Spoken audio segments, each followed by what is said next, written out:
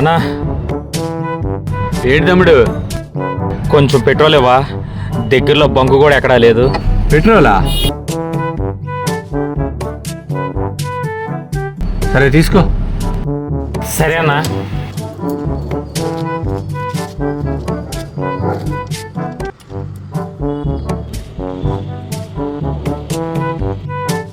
చాలా థ్యాంక్స్ అండి. థ్యాంక్సా? థ్యాంక్స్ నాకు చెప్తావేంటయ్యా? ఈ బండోడు అడుగు వస్తున్నాడు, అడిగి చెప్పు. అరే నీ అబ్బా అయిపోయింది, బతికి అయిపోయింది నీకు. ఈ కొందే నా కొడక